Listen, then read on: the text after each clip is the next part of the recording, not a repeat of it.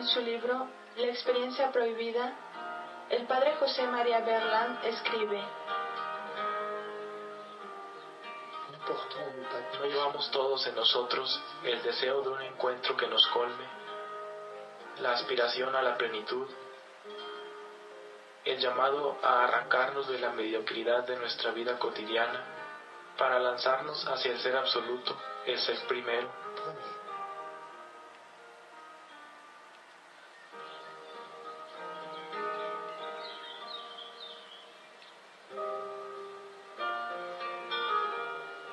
La búsqueda de sentido, la búsqueda de lo absoluto, llevó al padre José María Jacques Berland para esa época a hacer la gran inmersión en el gran todo. Iniciando en las prácticas ascéticas orientales, el yoga, la meditación trascendental, fue en la India donde profundizó su conocimiento sobre las tradiciones religiosas del hinduismo y del budismo.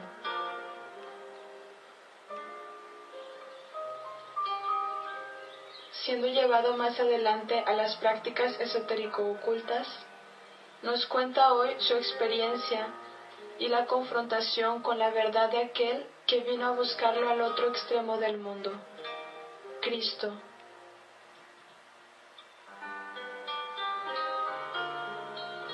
Sacerdote de origen belga, doctor en filosofía y teología, ahora es prior de la comunidad monástica de la familia de San José en Francia.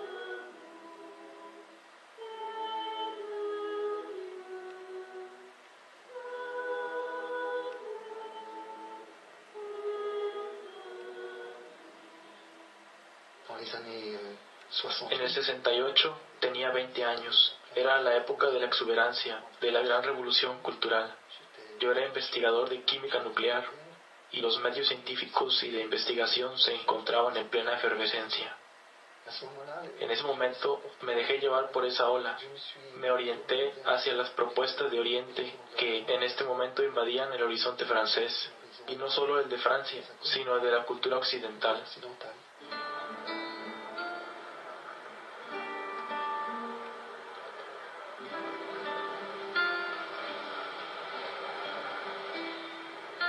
¿Qué puedo saber? ¿Para hacer qué? ¿Y en la perspectiva de qué destino? Estas tres preguntas existenciales invadían mis pensamientos. A pesar de haber recibido una sólida educación cristiana durante mi infancia, arrastrado, a pesar mío, por el gran movimiento de protesta de las estructuras de la sociedad de la época, fue un afiche publicitario sobre la meditación trascendental que me llevó a iniciarme en la meditación que proponía. Una técnica que se presenta como una vía simple, fácil y eficaz para llegar a estados superiores de conciencia, que llevan a una autorrealización plena. Es así como me convertí yo mismo en un iniciador de esta técnica de meditación. Conocí al gurú Maharishi Mahesh Yogi, gurú de los Beatles, a quien le simpaticé y recíprocamente. Le pregunté si me podía quedar con él, porque para mí se trataba realmente de una búsqueda de sentido. Yo quería ir hasta el fondo de este proceso que yo había comenzado practicando la meditación trascendental. Él me llevó como su discípulo, se podría decir en un lenguaje occidental, su secretario personal, pero era mucho más que eso, porque esta función tiene una dimensión espiritual. Fue así como con él le di casi 3 veces la vuelta al mundo, pero principalmente pasé durante 4 años largos periodos en los ashram del Himalaya, donde pude profundizar tanto en la doctrina hinduista y como en la budista, y sobre todo sobre las prácticas que conducen a las famosas experiencias del samadhi, el moksha, del nirvana y del satori.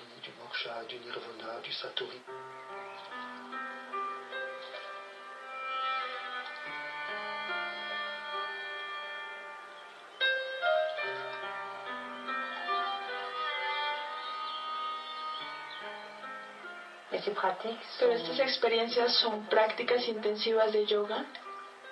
Para usted, ¿cuál es la visión de estas místicas naturales, como el hinduismo, el budismo?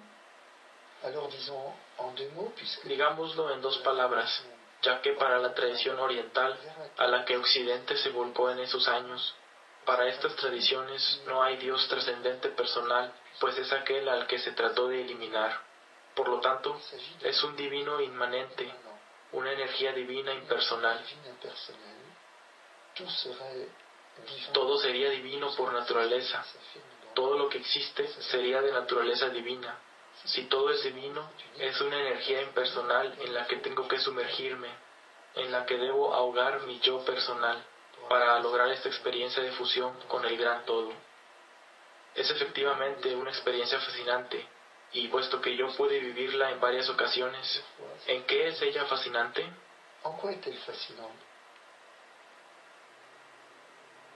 Esta pasa por un conjunto de técnicas físicas, respiratorias, psíquicas, de concentración ya sea mental o visual, que están diseñadas para eliminar cualquier actividad del sujeto. Pongámoslo claro, no hay más sujeto que de verbo alguno. Me muevo, pues bien, basta con no moverme más. Tomando una posición como la del loto, se puede mantener una inmovilidad perfecta. No me muevo más, pero aún estoy respirando. Pues bien, basta controlar la respiración hasta que ya no sea sino un velo. Prácticamente nada, por el pranayama. Pero esto no me impide pensar. Entonces se debe dominar el pensamiento para conseguir eliminarlo por medio de una especie de un estado de trance a través de la repetición de mantras o por medio de la concentración visual, hasta que finalmente ese yo desaparece. Efectivamente, la fascinación de la experiencia es que no hay más sufrimiento posible puesto que ya no hay más un yo.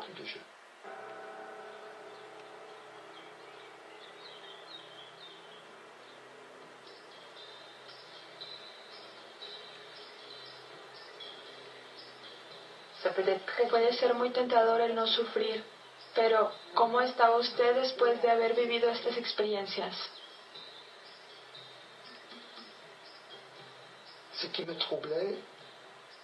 Lo que me perturbaba en la relectura de estas experiencias es que renunciar al sufrimiento es sin duda muy atractivo, pero también implica renunciar a conjugar el verbo amar, porque si yo no puedo sufrir más, yo no puedo amar más. No hay más yo conjugando el verbo amar. En verdad me preocupaba mucho.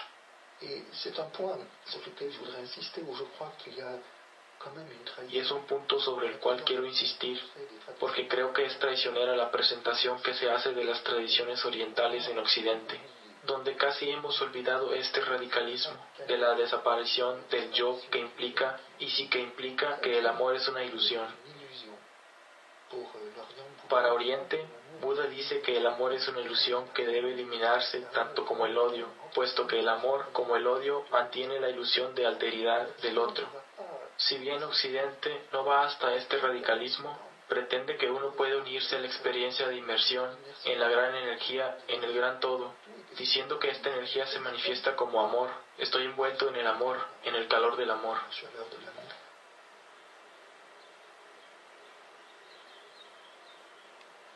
Pero entonces el amor no es una persona, es una gran energía en la que el hombre pretende que puede sumergirse.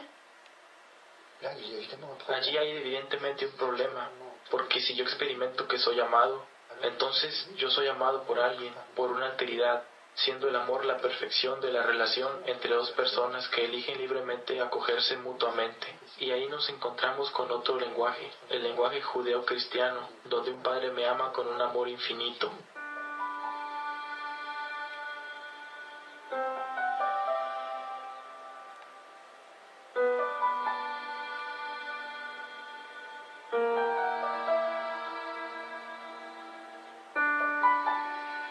Y este amor subsistente es el Espíritu Santo, que es una persona. De lo contrario, no puedo hablar de amor. Se necesitan dos para el amor.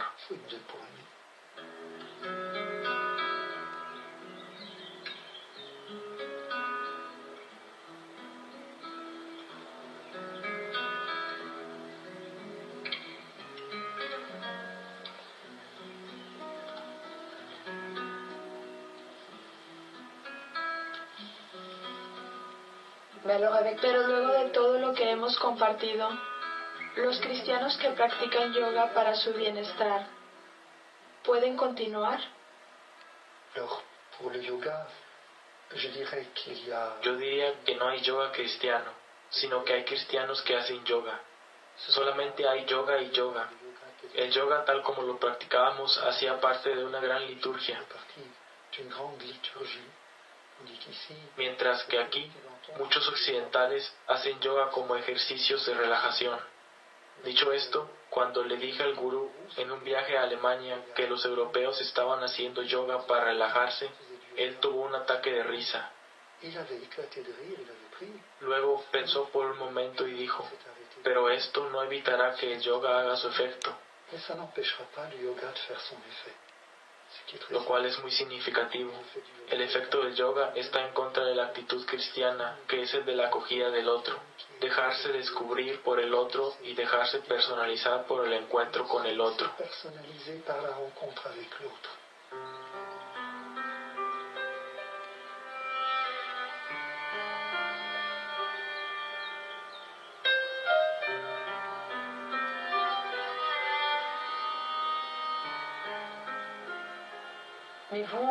Pero para usted, hoy como cristiano, ¿cómo se posiciona usted con respecto a la cosmovisión del hinduismo? ¿Puede el hombre realizarse plenamente en la mística hinduista? No satanizo el hinduismo, pues hace parte de las grandes tradiciones religiosas que son la expresión de esta búsqueda humana de Dios. Y donde quiera que el hombre busque la verdad, el Espíritu Santo está secretamente presente. Pero hay una radicalización en el hinduismo que obviamente yo no puedo seguir. Me explicaré por medio de una comparación entre la muerte de Buda y la de Cristo, que realmente me golpeó. Buda está enfermo, llama a sus discípulos, les da las últimas instrucciones, se pone en posición de loto, se retira hacia el nirvana con su pequeña sonrisa característica. Se retira a tal punto que muere, es decir, abandona su cuerpo. Ahora bien, podemos decir, es un poco técnico, que la orientación de las energías en la posición de loto corresponde un poco a lo que pasa con el niño en el vientre de su madre, a una posición fetal. Hay pues una concentración sobre él, una implosión. En cambio, Cristo muere completamente desplegado en un grito, con los brazos abiertos, en una emanación total de sí mismo.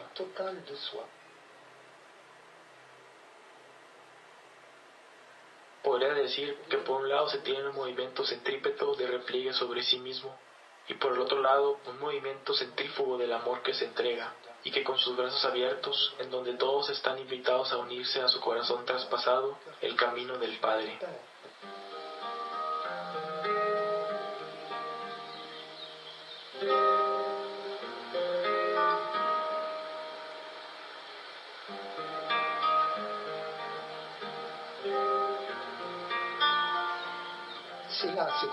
Entonces fue ahí que el Señor me vino a buscar, en esta duda ante los caracteres ilusorios del amor.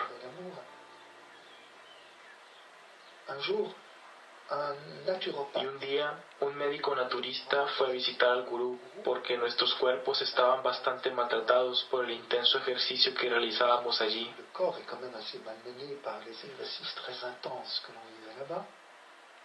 Este naturista era cristiano, y como yo era el secretario personal del gurú, aunque no se le llama así, debía pasar por mí para encontrar al gurú. Entonces, en espera de la reunión, nos pusimos a conversar, y él me preguntó, ¿usted fue un cristiano? ¿Usted está bautizado? Le dije, claro. ¿Y usted era un cristiano? Pero hoy, ¿quién es Jesús para usted?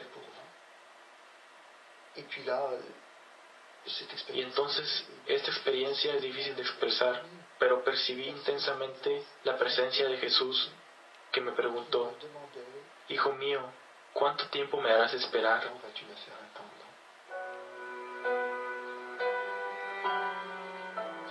Me di cuenta que era amado incondicionalmente, que no había ninguna sombra de juicio en la mirada, en la presencia que estaba allí cerca de mí, que no era sino compasión y misericordia.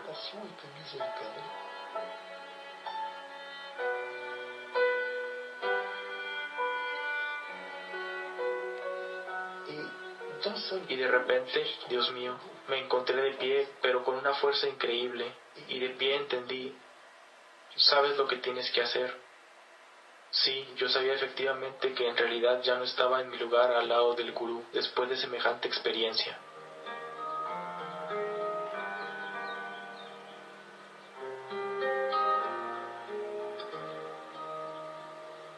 Así es como Jacques Verlaine, ayudado en la práctica por la providencia divina, abandona el ashram de India y al gurú Maharishi Mahesh Yogi. Toma un avión a Europa, a Bélgica, teniendo como único equipaje un maletín con algo de ropa y sus papeles.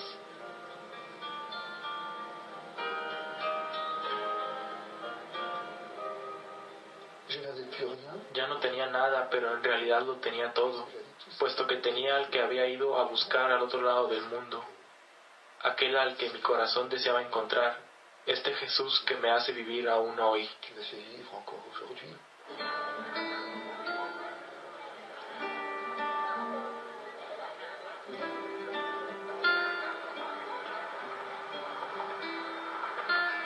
Pero mi regreso a Bruselas fue inmediatamente agitado. En búsqueda de un interlocutor que pudiera ayudarme a hacer balance de todo lo que había vivido, sin atreverme a dirigirme a representantes de la iglesia, me puse a frecuentar personas que parecían más en condiciones de aclararme. Parecían al corriente de algunas concepciones transmitidas por el hinduismo, tomando como referencia a los evangelios. Puse mi confianza en este grupo que se decía cristiano.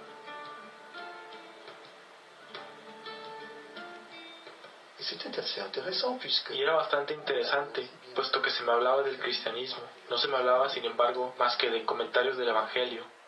Y se me hablaba también de energía, lo que me recordaba a la India, de reencarnación. ¡Qué bien! No lo sabía, pero había entrado en una escuela esotérica, una escuela crística, pero para nada cristiana.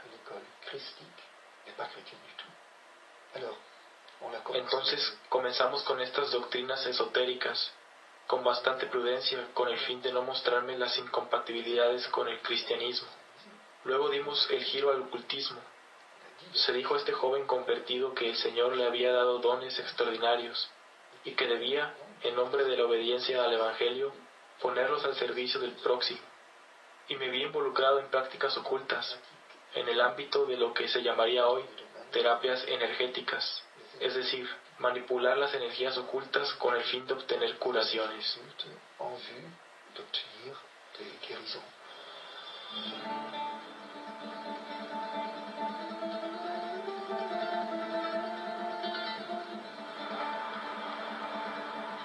Me volví amigo de un terapeuta naturista, y al estar en contacto con él, descubrí que las técnicas orientales habían desarrollado en mí una gran capacidad como medium, que me invitó a explotar utilizando las fuerzas ocultas sobre las cuales podía conectarme sin dificultad.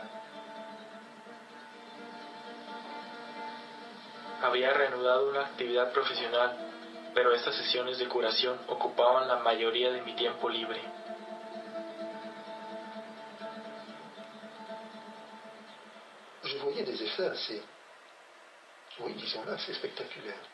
Veía efectos bastante espectaculares.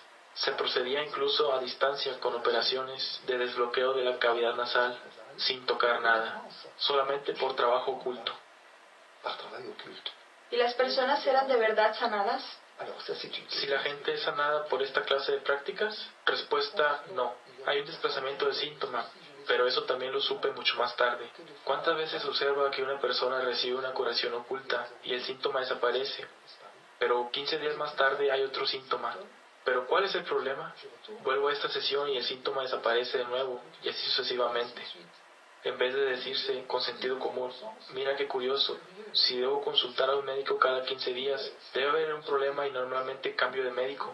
Pero no, hay una alineación progresiva de la libertad, hay un vínculo que se instaura.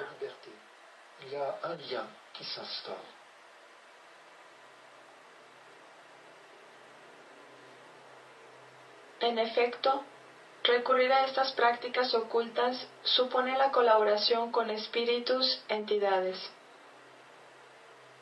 Es un consentimiento a la acción de esos espíritus en mi vida.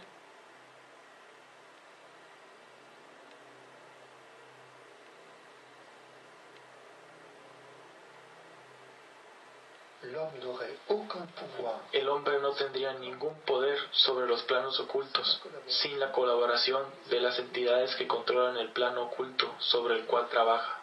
Digo entidades, de latín entitas, que quiere decir algo que existe. Entonces nosotros, en nuestras tradiciones, hablaremos de demonios. Son espíritus inteligentes que tienen la capacidad de pensar, de querer y de trabajar con el hombre, de llamarlo aunque no como nosotros hablamos aquí. Y así vemos que todas las tradiciones cristianas u otras nos ponen en guardia contra toda forma de alianza, de colaboración con estas famosas entidades. Y es allí donde justamente el trabajo en el ocultismo o la magia se vuelve peligroso, no a causa de las energías, sino debido a la colaboración. Saben, puedo remontarme a San Agustín sobre este análisis acerca del poder de apagar el fuego. Por medio de una fórmula que se pronuncia, se llega a eliminar los efectos de una quemadura, no solo el dolor, sino también la herida.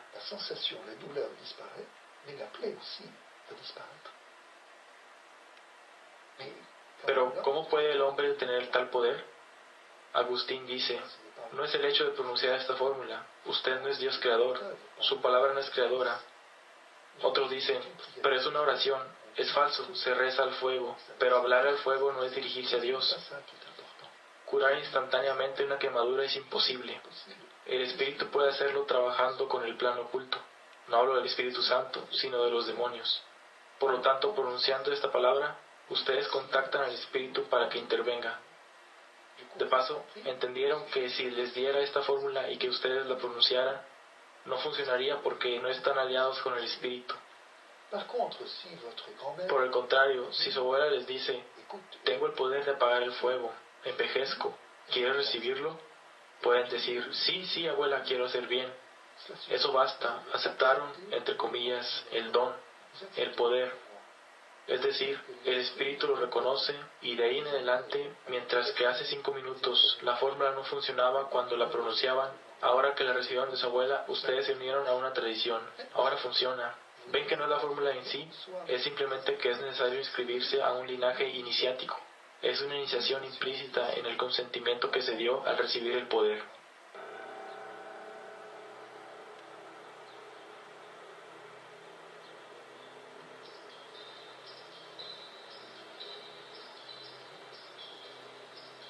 Así, hoy se desarrollan en nuestras sociedades una multiplicidad de iniciaciones implícitas a los poderes ocultos, a través de las drogas, del espiritismo, la videncia, los horóscopos, la magia, la brujería y tantos otros.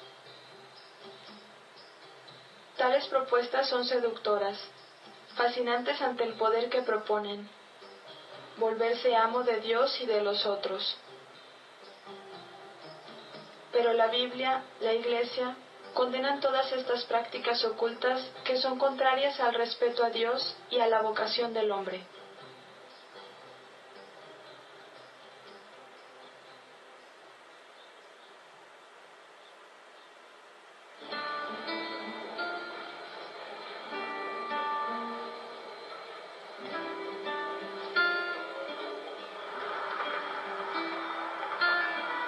Mi conversión a Cristo era sincera. En nombre de la caridad evangélica, practicaba estas curaciones ocultas. Aunque no me había atrevido a confiarme a los representantes de la Iglesia, participaba, sin embargo, todos los días en la Eucaristía que prolongaba en un tiempo de adoración, sin olvidar el rosario. Solo progresivamente fue que tomé conciencia de una enajenación sutil a raíz de este trabajo con esas entidades, sobre todo cuando un día se manifestaron.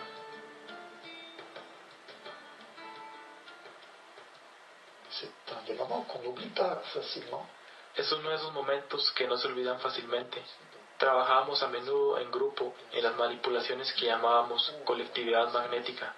Y en un profundo silencio oí a alguien llamarme y respondí, sí, pero nadie me llamaba. Eso se repitió varias veces y me dije, pero aquí hay un problema, no hay nadie exteriormente y no es la voz interior, claramente se reconoce la diferencia. Y yo estaba muy preocupado.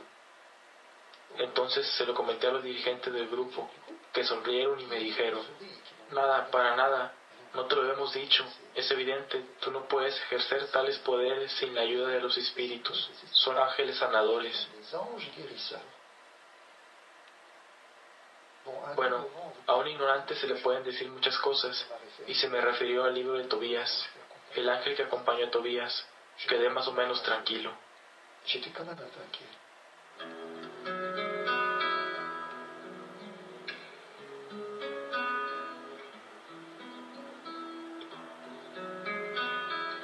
Continué ejerciendo con la ayuda de estos supuestos ángeles sanadores,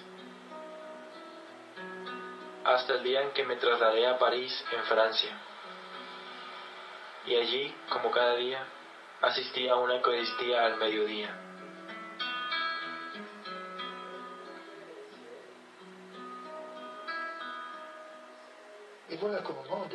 Y ahí que en el momento de la elevación, por Él, con Él y en Él, escucho a estos famosos ángeles sanadores blasfemar vergonzosamente de Cristo presente en este sacramento. Estaba petrificado. En ese instante comprendí que había sido engañado, abusado. Al final de la celebración busqué al sacerdote en la sacristía y le conté mi historia. Y me respondió: eso no me asombra. Soy el exorcista de la diócesis. Y este detalle es muy importante. Iba todos los días a misa y no pasaba nada. Los espíritus, las entidades se ocultaban. Sabía muy bien que allí era mejor quedarse quieto. Pero la autoridad que reposaba en este sacerdote los obligó a rebelarse para poder hacer la gran limpieza. Se imaginarán que no estaba nada orgulloso. Pude allí mismo depositar todos estos poderes a los pies de la cruz de Jesús, pidiendo ser liberado, lo que se logró con oraciones intensas y un largo periodo de convalecencia que fue muy importante. Et puis surtout une longue période de convalescence aussi, qui ont été très importantes.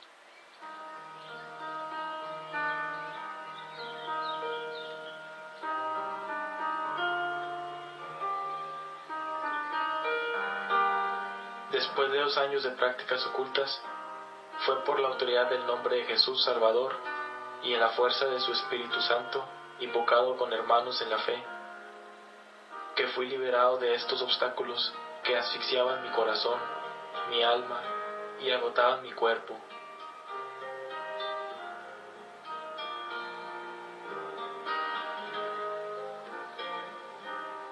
A pesar de todos estos extravíos, la llamada a sacerdocio maduraba en mi corazón desde mi regreso de la India.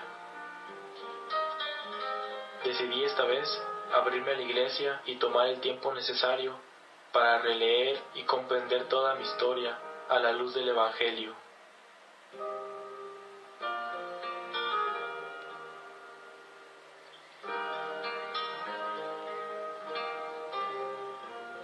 Es así como después de 10 años de estudios filosóficos y teológicos, Jacques Verlaine es ordenado sacerdote en 1983 y se orienta hacia una vida monástica en la comunidad de la familia de San José. Allí se compromete definitivamente en 1991 bajo el nombre de Padre José María.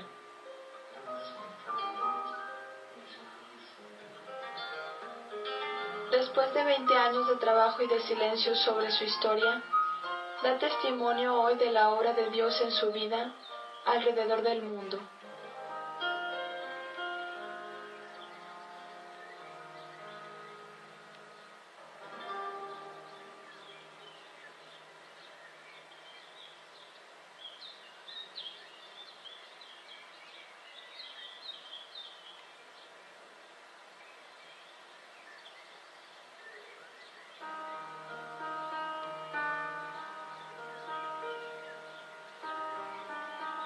En este mes podemos orar por todos los que buscan a Dios, especialmente en Asia, para que Jesús venga a su encuentro.